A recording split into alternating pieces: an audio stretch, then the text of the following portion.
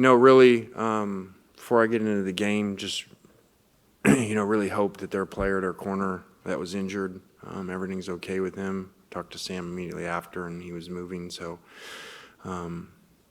really kind of more important than all of this. So prayers out to him. I thought that, our guys finished the game really well. Wasn't perfect, wasn't pretty a lot of times defensively. But, on the 72nd defensive play, we made the first turnover. And great play by TJ to get it out.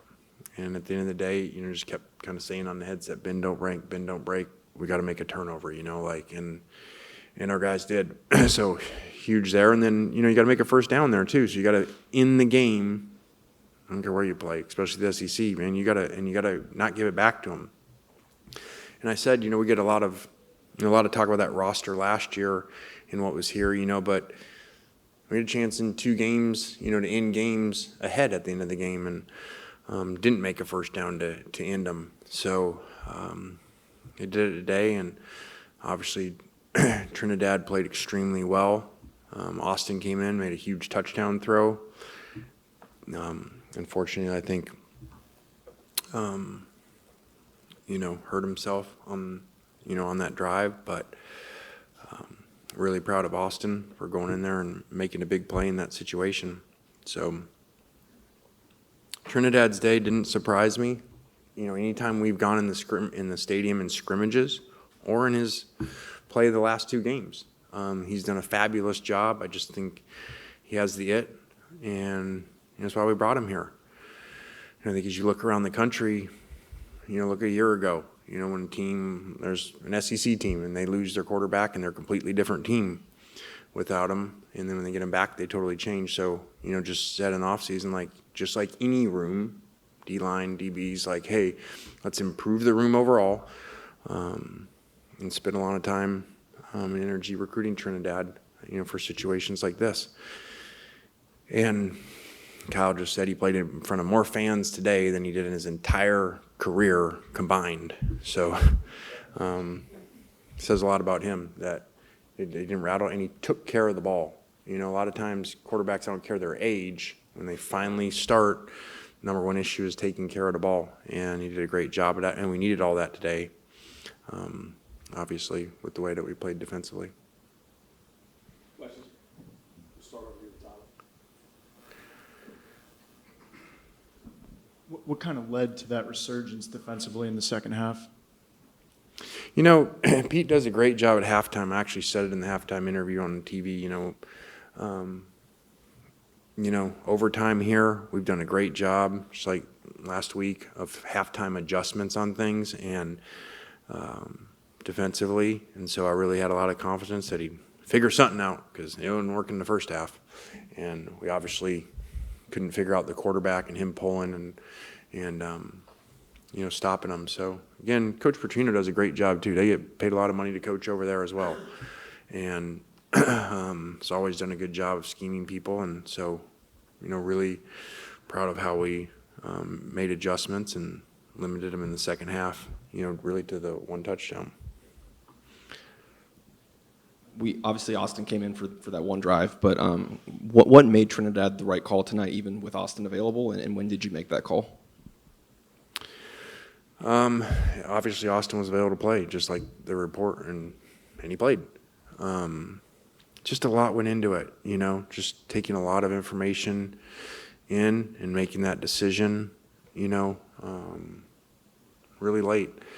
And I just thought schematically there was a lot of things against them that we should run that were quarterback runs or where he had reads, and Austin, that was not going to, I didn't really want to play Austin in that situation and get him, hurt worse running him. And then he came in and we had to check to a run on a play, and he made the big first down. And I think re-aggravated it. So Austin's going to be a great player, and he has done great things for us. And so I just had to make a decision today and to go with Trinidad. I guess luckily it worked. it's easier to answer the question when it worked. You said just a little bit ago Trinidad has it. Would you just mind explaining that a little more, and what is having it comprised of?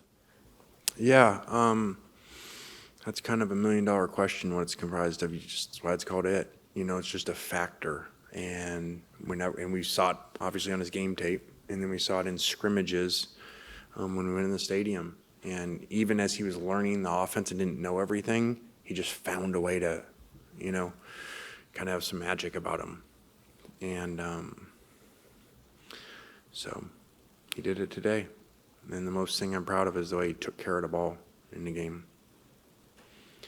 Big question up top.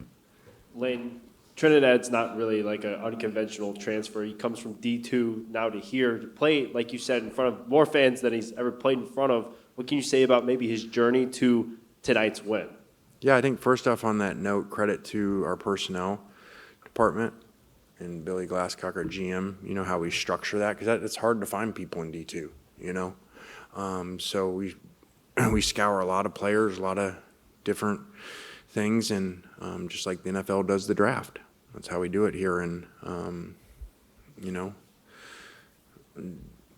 Deuce is a really good example. Wake Forest, he didn't have really big numbers there, and found him, and now he's done some great things for us. So it's just a lot of research that goes into it in off season. It's how college football has changed, in my opinion, and should be run more like an NFL department. And that's why we put resources, which Keith's allowed us to, in our personnel department like an NFL system. So some people might not think that's a big deal, or why are you spending money in your personnel department? We have NFL people in there.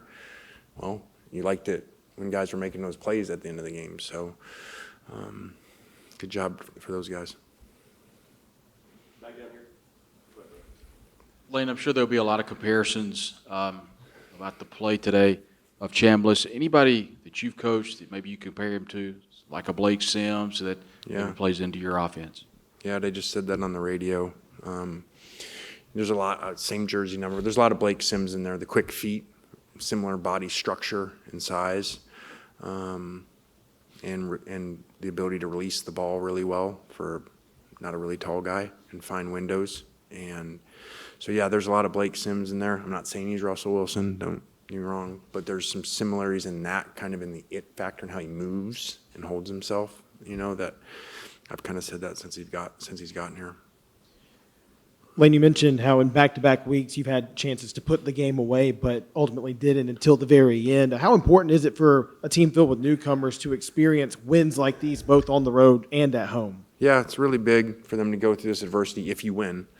It's not good when you lose. I'm sure Sam would tell you that right now. So, like you said, they made the plays in that, and there's still things to make. We have the series before that, a chance to maybe put them away. We throw it slightly behind Caden Lee, and he drops the ball for the first time in a year.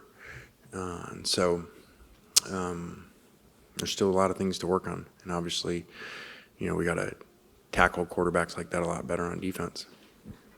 Lane, the first game against Georgia State, obviously the issue was just for the offensive line and they're being together for the first time in a while. What's really been the difference for them the last two games? It looks like they figured something out up there. I think just playing together, made a change at left guard, and that's gone well. And I think, too, both quarterbacks get out of trouble, too, so that helps on some of the passes. But they've really improved, I think. And we needed it today because it was just one of those days, and those games are going to happen. They just happen, and we'll have a low-scoring one, too, this year, too. It just happens that way. That's a fine in our team meeting, by the way. So you owe like $1,000. You go to the collective. Questions? Lane, a little off topic, and I was going to wait and ask it at the end after some other important questions. But last night, Knox kind of got a lot of attention with some of his play. Just not that, but for you to be able to kind of see him and him playing as close this year to you, what does that mean to you? Yeah, I mean, not kind of use this platform as perfect personal, but that was really cool. Just walking into the game, and there's I don't know, I just maybe never pictured my life the way that it is right now, and in the small town and the coach and the security guy, good luck tomorrow, coach. And then the referee the umpire actually comes over in the game, good luck tomorrow, coach. And I was just kind of like sitting there with Dr. Luber on the sideline. And then, my favorite part was JoJo Ginn, whose dad works here. JoJo's like my favorite kid in town. He went in and scored at the end. And it just really was a really cool moment, to have Knox here and just to, kind of be the coach in the small town. It was really, really cool that maybe I didn't picture or wouldn't have appreciated a long time ago the way that I do now.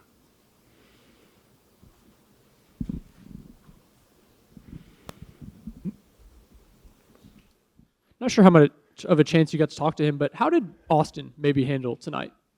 Yeah, Austin's a competitor. Austin's a great player, 19 years old, and, it's unbelievable what he's already done in his career, academically, baseball and football. So he's very competitive and wanted to go in there and wanted to play and fought through, an injury all week, to get ready to play. And luckily he did because it was a huge touchdown that he made for us.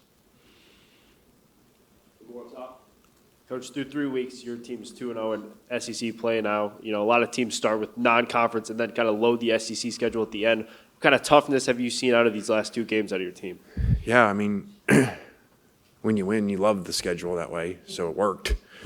And when you lose, you don't like it, because you kind of want some build-up to games and maybe be able to play more players because the games aren't so close. But luckily, we've gotten to 2-0 in the conference, so it's been good. But we have a really good Tulane team coming in. It's like another conference game, so we're going to have to really have a really good week of preparation. These guys do a really good job of coaching and have really good players. All right, guys. Thanks. Have a good night.